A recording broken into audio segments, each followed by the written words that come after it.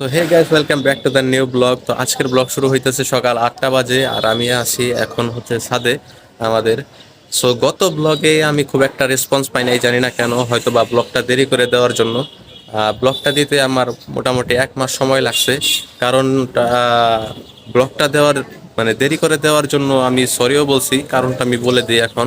So আপনারা হয়তো বা জানেন যে কিছুদিন আগে এসএসসি পরীক্ষা গেছে।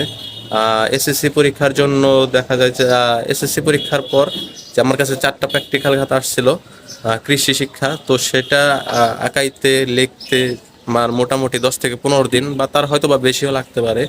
সো লাইগা গেছে। আর ভিডিওটা আমি যেহেতু করে করে রাখছিলাম, তো সেহেতু আরেকটু ভালো করে করার জন্য আমার আরেকটু কিছুদিন সময় লাগছে। আর এডিট করতে খুব একটা সময় লাগে না, এডিট করতে একদিন সময় লাগছে। তো সবকিছু মানে ম্যানেজ করতে করতে দেখা যায় যে আমার 1 মাস দেরি হয়ে গেছে। তো এই জন্যই আর কি ব্লগটা দেরি হয়ে গেছে, বাট খুব একটা রেসপন্স পাই নাই, কারণ হয়তো বা লেট করার জন্য বা যাই হোক, যে কোনো কারণেই হোক। সো আজকের ব্লগটা হবে এই কাগজটা নিয়ে। তো এই কাগজটা হয়তো আপনারা বুঝতে পারতেছেন না যে এই কাগজটা কি। এটা হচ্ছে জন্ম নিবন্ধন কার্ডের কিছু কাগজপত্র।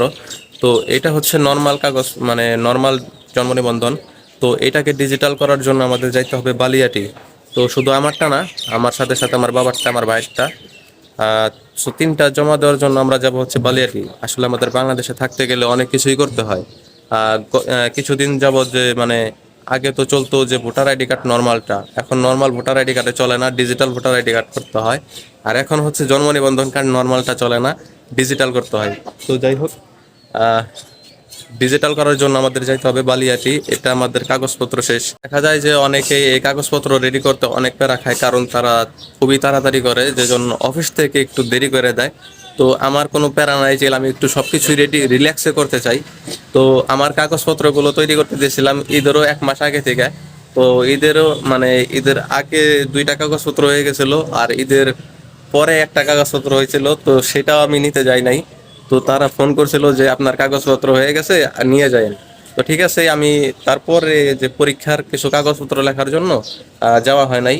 তো কাগজপত্র লেখারও অনেক দিন পর আমি এই কাগজটা নিয়ে আসি, তো 3টা হয়ে গেছে সম্পূর্ণ রেডি।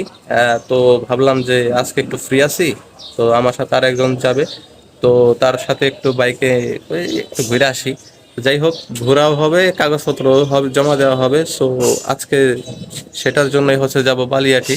তো দেখা হবে আপনাদের সাথে বালিয়াটি যাওয়ার পথে।